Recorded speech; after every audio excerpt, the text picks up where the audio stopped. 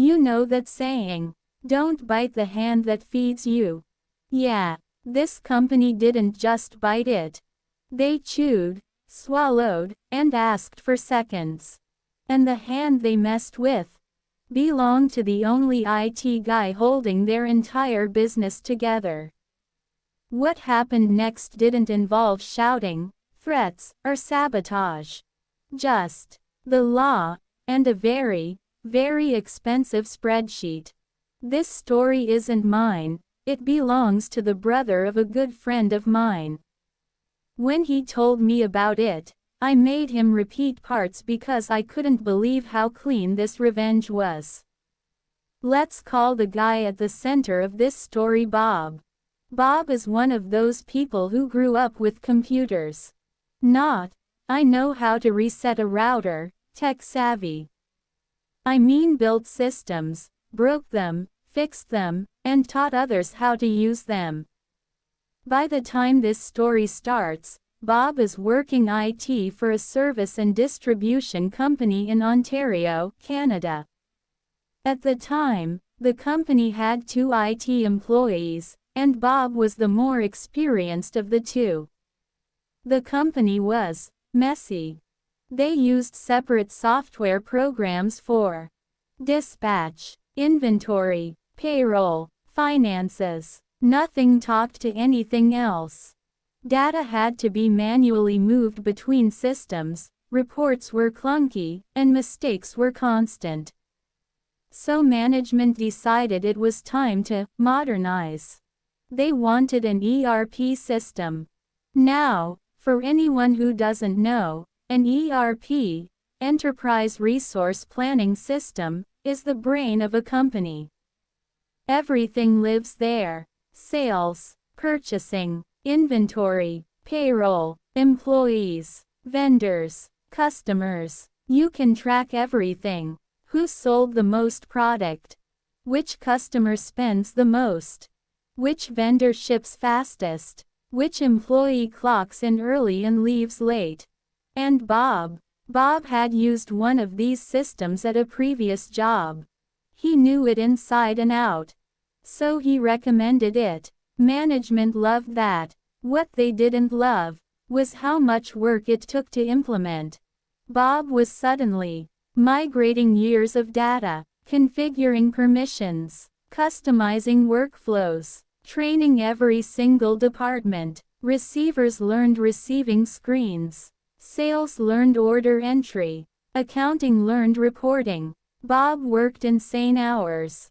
But after months of stress, things finally settled. The ERP worked. The company ran smoother. Mistakes dropped. And Bob stayed, maintaining the system, handling tickets, fixing hardware, and supporting users. Then management had another brilliant idea. They decided to expand into new time zones. That's when everything broke.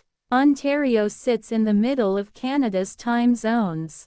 But now the company was doing business with Atlantic Canada, 90 minutes ahead. Pacific Canada, 3 hours behind. So emails started arriving before Bob even woke up. Orders came in early. Questions rolled in late. Bob's workday quietly stretched from 8 hours to whenever someone needed something. People came in early and expected instant help. People stayed late and called during dinner. Bob tried to push back. So management came up with a solution. They staggered shifts. Bob, 6 a.m. to 2:30 p.m. Other IT guy, 10:30 a.m. to 7 p.m. Except there was one problem. The other IT guy had kids.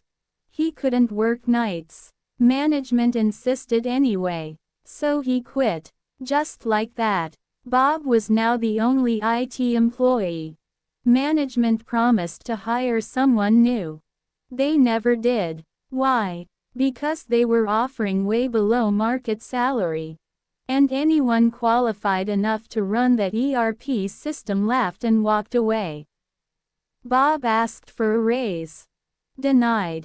Then he asked for overtime pay. Management said, "As an IT specialist, you're exempt from overtime under Ontario law." Bob checked. They were right. Legally, Bob was stuck. So he stopped asking and started planning. Here's the part management didn't think about. Bob wasn't the only one working extra hours. Everyone was. The ERP system logged everything.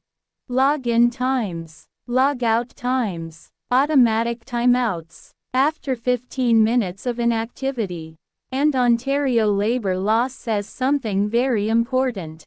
Even salaried employees are entitled to overtime pay after 44 hours per week. Unless they're managers, supervisors, most employees at this company. Neither. Sales staff, warehouse workers, office staff, all working early, all staying late, all unpaid. Bob quietly ran reports, one employee at a time. Every non-manager, every week, all the way back to the day the ERP system launched. The numbers were brutal. Hundreds of hours, thousands of dollars per employee. Then Bob did one more thing. He contacted an employment lawyer. The lawyer reviewed the data and said 3 beautiful words. "You're good. Proceed." Bob lined up a new job, put in his notice, and on his last day, he sent one final email. The subject line read, "You're legally entitled to overtime pay." Attached to each email, a personalized Excel spreadsheet showing hours worked over 44 per week, dates, totals, estimated owed pay. In the body of the email, one line, "If you wish to pursue this, contact lawyer's name." That's it. No threats, no insults, no warnings. The reaction? Chaos. Employees started comparing numbers, then talking, then calling the lawyer. Almost everyone signed on. Management panicked. They called Bob. He didn't answer. They called the lawyer. The lawyer smiled. Negotiations started, and the company paid a lot. Not just Bob, almost everyone. The cost? Far more than a raise. Far more than overtime. All because they thought the IT guy wasn't worth paying. Here's the thing. Bob didn't break anything. He didn't sabotage systems. He didn't burn bridges. He simply used the data they trusted him with, and let the law do the rest.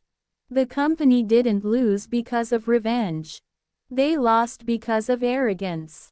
If this story made you smile, hit that like button. If you've ever seen a company get exactly what it deserved, tell us about it in the comments. And if you want more stories where quiet competence absolutely destroys bad management, subscribe. Because sometimes, the most dangerous revenge is knowing the system better than the people who exploit it.